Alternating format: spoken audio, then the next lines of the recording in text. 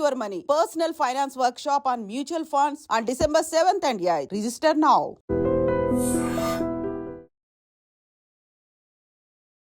Hi guys, welcome to I dream. నేను మీ Chanakya. And business వరల్డ్లో మెయిన్గా మన ఇండియన్స్ ఎక్కడెక్కడ ఇన్వెస్ట్ చేస్తూ ఉన్నారు. అండ్ ఇన్వెస్ట్మెంట్స్ చేయడంలో స్టాక్ మార్కెట్లో ఇన్వెస్ట్ చేస్తూ ఉంటారులే అనేటప్పటికీ, అండ్ కొంతమంది మ్యూచువల్ ఫండ్స్ ఉంటుంటారు. కానీ మెయిన్గా ఎక్కువ పర్సంటేజ్ అనేది కూడా మన ఇండియన్స్ ఎక్కడ ఇన్వెస్ట్ చేస్తున్నారు, ఇది ఒక నాలెడ్జ్ షేరింగ్ ఒక వీడియోలాగా కూడా మీరు తీసుకున్నారంటే బాగుంటుంది. మరి వీటి గురించి కూడా మరి మనకైతే ఒక పిక్చర్ క్లారిటీ ఇవ్వడానికి మనతో పాటు కూడా ఉన్నారు పర్సనల్ ఫైనాన్షియల్ అడ్వైజర్ విజయ్ కర్ణ గారు. మరి ఆయన్నే అడిగి తెలుసుకుందాం మెయిన్గా మన ఇండియన్స్ ఎక్కడెక్కడ ఇన్వెస్ట్ చేస్తున్నారు.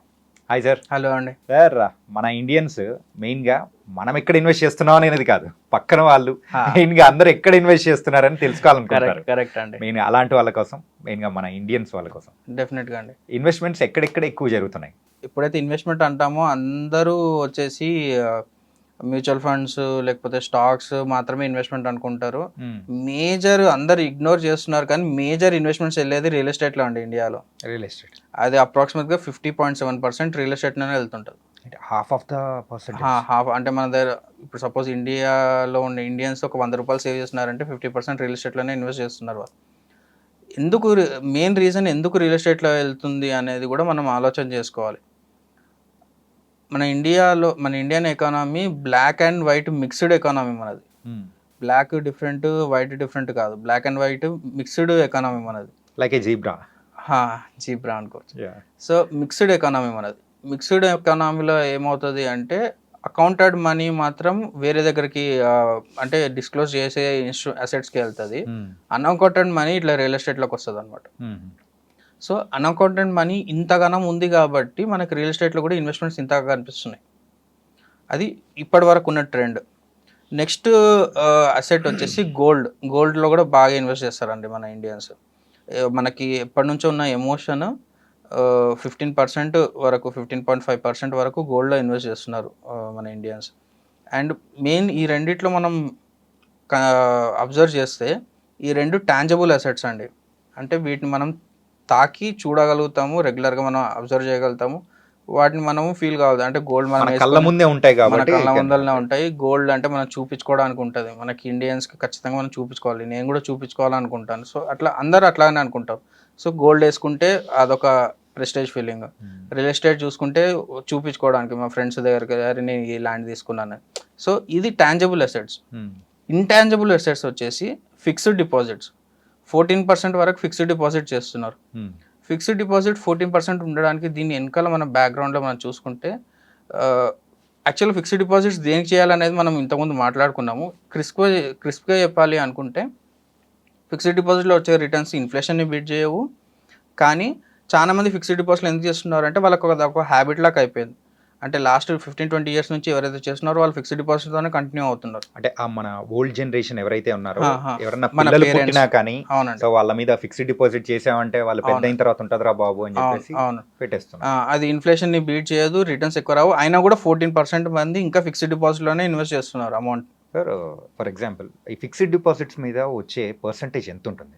అదే అండి, 6%, 7%, 8%. అంటే ఈ సీనియర్ సిటిజన్కి 7.5%, 8%, నార్మల్గా 6% నుంచి ఈ బ్రాకెట్లోనే ఉంటుంది. అంటే నెంబర్ ఆఫ్ బ్యాంక్స్ అవన్నీ కన్సిడర్ చేసుకుని ఎంతో ఉంటుంది. కొన్ని స్మాల్ సేవింగ్స్ బ్యాంక్స్ వాటిలో 9% ఇచ్చే ఫిక్స్డ్ డిపాజిట్స్ కూడా ఉంటాయి. సో ఈ దేనికి చేస్తున్నాం ఫిక్స్డ్ డిపాజిట్ అనేది కూడా మనం చూసుకోవాలన్నమాట. దాంట్లో రిస్క్లు వేరే ఉంటాయి. సో ఇంతమంది ఇంకా ఫిక్స్డ్ డిపాజిట్లోనే ఇన్వెస్ట్ చేస్తున్నారు. అండ్ నెక్స్ట్ అసెట్ వచ్చేసి ఇన్సూరెన్స్లో ఇన్వెస్ట్ చేస్తున్నారు చాలామంది. సో ఇన్సూరెన్స్ ఈజ్ రిక్వైర్మెంట్, కానీ insurance as investment is not requirement అనమాట. అయినా కూడా 6% మనకి అంటే 5.9% ఇంకా ఇన్సూరెన్స్లోనే ఇన్వెస్ట్మెంట్ చేస్తున్నారు ఇండియన్. అండ్ నెక్స్ట్ వచ్చేసి పీపీఎఫ్ ప్రావిడెంట్ ఫండ్స్ వాటిలలో ఇన్వెస్ట్ చేస్తున్నారు. అండ్ అంటే లాస్ట్ బట్ వన్లో ఈక్విటీస్ 4.7%. అంటే అప్రాక్సిమేట్గా ఒక 5% మాత్రమే ఈక్విటీలో పార్టిసిపేషన్. అది మనం మ్యూచువల్ ఫండ్స్, స్టాక్ మార్కెట్ అన్ని కలుపుకొని ఒక 5% మాత్రమే. ఇంత పెద్ద కంట్రీ మనది, ఇంత పాపులేషన్ ఉన్న కంట్రీ మనది, దీంట్లో ఓన్లీ 4.7% మాత్రమే ఈక్విటీస్లో ఇన్వెస్ట్ చేస్తున్నారు అనమాట. మనం ఇప్పుడు నెక్స్ట్ ఎట్లా అవుతుంది అంటే నెక్స్ట్ ఎట్లా చేంజ్ అవుతుంది అనేది మనం ఒకసారి అర్థం చేసుకుంటే, మనది యంగెస్ట్ కంట్రీ కాబట్టి, మనది యంగెస్ట్ యావరేజ్ ఏజ్ చూసుకుంటే మనది యంగెస్ట్ కంట్రీ అనమాట. డౌన్ ద లైన్ అంటే ఇప్పుడు పాత జనరేషన్కి ఉన్న అవేర్నెస్ వేరు, ఇప్పుడు మనకున్న అవేర్నెస్ వేరు. బికాస్ ఆఫ్ డిజిటలైజేషన్ కానీ గ్లోబలైజేషన్ కానీ మనకు వచ్చే ఇన్ఫర్మేషన్ ఎక్కువ ఉంది కాబట్టి మనము గ్రాడ్యువల్గా టాంజబుల్ అసెట్స్ నుంచి ఇంటాంజబుల్ అసెట్స్ అంటే మనకి ఫిజికల్ అసెట్స్ నుంచి ఫినాన్షియల్ అసెట్స్కి ట్రాన్సాక్షన్ అవుతుంది అనమాట. అంటే రియల్ ఎస్టేట్లో ఇన్వెస్ట్ చేయడం, గోల్డ్లో ఇన్వెస్ట్ చేయడం కంటే అందరూ స్టాక్స్లో మ్యూచువల్ ఫండ్స్లో ఇన్వెస్ట్ చేయడం అనేది ఈ ట్రెండ్ మాత్రం డెఫినెట్గా మనం చూడొచ్చండి. విత్ ఇన్ కమింగ్ 10 years అనుకోవచ్చా? డెఫినెట్గా next 10-15 years will be like massive investments అనమాట. దీనికి మెయిన్ రీజన్ చెప్తాను. ఎందుకు అంటే మన పాత జనరేషన్లో అందరికీ హ్యాండీగా గోల్డ్ దొరికేది. అంటే ఇంటి చుట్టుపక్కల గోల్డ్ వర్క్ చేసేవాళ్ళు అండ్ ఇంటి చుట్టుపక్కల ఒక రియల్ ఎస్టేట్ రిలేటెడ్ వాళ్ళు ఉండడం కానీ, మన చుట్టుపక్కల అగ్రికల్చర్ ల్యాండ్ చేయడం కానీ, అంటే వాళ్ళకి అవేర్నెస్ వాటి మీద ఉండదు కదా, వాటి మీద ఇన్వెస్ట్ చేసేది. కానీ ఇప్పుడు మనకు అవేర్నెస్ స్మార్ట్ ఫోన్స్లలో ఈక్విటీస్ మ్యూచువల్ ఫండ్స్ మీద ఎక్కువ అవేర్నెస్ వస్తుంది కాబట్టి మన ఇన్వెస్ట్మెంట్స్ అన్ని వీటిలోనే ఎక్కువ పోయే ఛాన్సెస్ ఉంటాయి అనమాట. అంటే ఈ 4.7% అనేది కూడా వచ్చే కాలంలో డబుల్ డిజిట్కి వెళ్ళే అవకాశాలు ఉంటాయి. ఇది నెక్స్ట్ చూసి ఇప్పుడు 4.7% ఉంది కదండి, గ్రాడ్యువల్గా నెక్స్ట్ 10-15 yearsలో ఇది 15% వెళ్ళే ఛాన్సెస్ ఉన్నాయి. ఓకే, జస్ట్ ఇమాజిన్ 4% ఉన్నది 15% అయింది అంటే రియల్ ఎస్టేట్ గోల్డ్లో ఇన్వెస్ట్ చేసే వాళ్ళందరూ ఈక్విటీస్కి వస్తున్నారు అంటే ఈ అసెట్ ఎంత గ్రోత్ అవుతుంటుంది. సో దానికి మీకు ఇంకా ఎగ్జాంపుల్ చెప్పాలి అంటే 2016లో అంటే మనము కంట్రీకి ఎస్ఐపి బుక్ అనేది ఒక పారామీటర్గా చూసుకుంటే మ్యూచువల్ ఫండ్స్ జస్ట్ అంటే కంప్లీట్ స్టాక్ మార్కెట్ కాదు, ఓన్లీ మ్యూచువల్ ఫండ్స్లో ఎస్ఐపి బుక్ చూసుకుంటే 2016 ఏప్రిల్లో ఎస్ఐపి బుక్ అంటే ఎవ్రీ మంత్ ఎస్ఐపి రూపంలో మన రీటైల్ ఇన్వెస్టర్స్ నా దగ్గర మీ దగ్గర ఇట్లా జనాల దగ్గరికి వెళ్ళి అంత అక్యుములేట్ అయింది జస్ట్ 3,100 crores అండి అంతే. అంటే every month 3,000 crores equity mutual ఫండ్స్లోకి వెళ్తుండే అనమాట ఎస్ఐపి రూపంలో. అదే మార్చ్ 2020 ఎప్పుడైతే కోవిడ్ హిట్ అయిందో అప్పుడు మనం చూసుకుంటే 8,500 crores ఉందండి. అంటే పెరిగింది.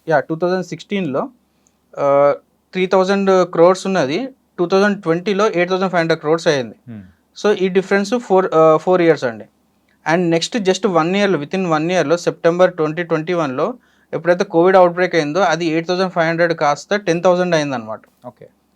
ఓకే ఇంత గ్రాడ్యువల్ చేంజెస్ అంటే first bench mark 10,000 crores SIP book అనేది అప్పుడు టచ్ అయింది కోవిడ్ అవుట్బ్రేక్లో. అండ్ ఇప్పుడు ప్రజెంట్ చూసుకుంటే ఏప్రిల్లో 20,000 crore వెళ్ళింది అనమాట ఎస్ఐపి బుక్. అంటే every month 20,000 crores retail investors దగ్గరికి వెళ్ళి ఎస్ఐపి రూపంలో అమౌంట్ పోయి స్టాక్ మార్కెట్లో ఇన్వెస్ట్ అవుతుంది అనమాట. అండ్ లాస్ట్ డేటా అక్టోబర్ 2024లో మళ్ళీ కొత్త బెంచ్ మార్క్ సెట్ అయిందండి 25,000 crores అనమాట. So this is the biggest ఏమంటారు అచీవ్మెంట్ అనుకోవచ్చు మనం. Because of more awareness, because of more returns కూడా మనం కన్సిడర్ చేయాలి. ఎందుకంటే కోవిడ్ తర్వాత భయంకరంగా రిటర్న్స్ ఇచ్చాయన్నమాట కొన్ని ఫండ్స్. 100% ఇచ్చిన ఫండ్స్ ఉన్నాయి విత్ ఇన్ ఏ ఇయర్, కొన్ని ఫండ్స్ 60%, కొన్ని పర్సెంట్ 70% ఇచ్చినాయి. అంటే ఇప్పుడు అది బౌన్స్ బ్యాక్ అయ్యాయో చాలా ఎక్కువ వస్తున్నాయి అందరికీ అరే మ్యూచువల్ ఫండ్స్లో ఇంత ఇన్వెస్ట్మెంట్స్ వస్తున్నాయి, ఇంత రిటర్న్స్ వస్తున్నాయి అని చెప్పేసి అందరు చాలా ఎక్కువ ఇన్వెస్ట్ చేస్తున్నారు అనమాట.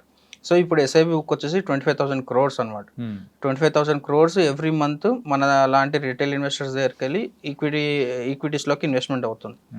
And as an industry mutual fund industry complete SIP కాకుండా మొత్తం అన్ని కంప్లీట్గా కన్సిడర్ చేసుకుంటే 2014లో జస్ట్ 10 lakh crores మాత్రమే ఉండాలండి mutual fund as an industry. కానీ ఇప్పుడు ప్రజెంట్ 2024 అక్టోబర్లో 67 lakh crores అయిందండి. అది ఇంటూ 6 times పెరిగింది. అది జస్ట్ 10 years డ్యూరేషన్లోనే ఇదంతా అయ్యింది. నెక్స్ట్ 10 years ఇంకా ఎక్కువ గ్రోత్ ఉంటుంది అనమాట. మీరు అన్నారు కదా ఓల్డ్ జనరేషన్ వాళ్ళు వాళ్ళకి తగ్గట్టు ఉన్న దాన్ని తగ్గట్టు ఇన్వెస్ట్మెంట్ చేసుకుంటూ వెళ్ళిపోయారు. కానీ ఇప్పుడున్న జనరేషన్ సో వాళ్ళకున్న స్కేలబిలిటీ కానీ సో అగ్రికల్చర్ ల్యాండ్స్ మీద రియల్ ఎస్టేట్ మీద నాలెడ్జ్ తక్కువ ఉన్న వాళ్ళు అండ్ స్మార్ట్ ఫోన్లో ఎక్కువ ఉన్న నాలెడ్జ్ ఉన్న వాళ్ళు వీళ్ళు. అవునండి, దానివల్ల ట్రాన్సిషన్ అనేది జరుగుతుంది, ఇంకా తొందరగా జరుగుతుందని నా అనాలిసిస్. అంటే నా అంచనా ప్రకారము ఇప్పుడు నెక్స్ట్ 2 to 3 yearsలో ఈ 67 lakh crores కాస్త 100 lakh crores అయిపోతుంది. Complete asset under management by mutual fund companies. 100 లక్షల కోట్లు అండి, అంత పెద్ద ఇండస్ట్రీ మ్యూచువల్ ఫండ్ ఇండస్ట్రీ అనేది. అండ్ జస్ట్ కంపారిజన్ పర్పస్గా నేను ఈ డేటా పాయింట్ ఇస్తున్నాను. మన తెలంగాణ స్టేట్ క్యాపిటల్ బడ్జెట్ వచ్చేసి 3 lakh crores అండి. సో 3 lakh నుంచి కంపారిజన్కి చూసుకుంటే 100 lakh crores వెళ్తుంది మ్యూచువల్ ఫండ్ ఇండస్ట్రీ. ఇంత గ్రోత్ అవుతున్న ఇండస్ట్రీలో మీరు ఉంటున్నారా లేదా అనేది మీరు చూసుకోవాలి. మ్యూచువల్ ఫండ్ రిస్క్ అనేది, మ్యూచువల్ ఫండ్ అనేది స్కామ్ అనేది కామెంట్స్ చేయడం ఈజీయే. కాకపోతే అది ఎంత పెద్ద ఇండస్ట్రీ అనేది ఫస్ట్ తెలుసుకున్నాక కామెంట్స్ చేయడం will be the best option. And in డీటెయిల్‌గా తెలుసుకోవాలి అనుకుంటే మనం వెబినార్‌లో ఇంకా డీటెయిల్‌గా దీని గురించి చెప్పగలుగుతాననమాట. Knowledge sharing is very important.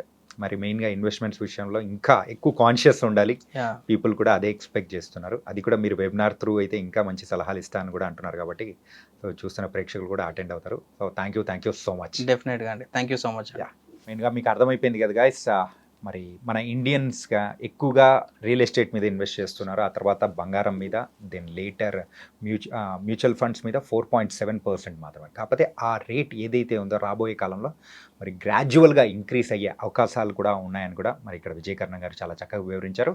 మరో ఇంటర్వ్యూతో మళ్ళీ కలుద్దాం. అంతవరకు take care. This is your Chanakya.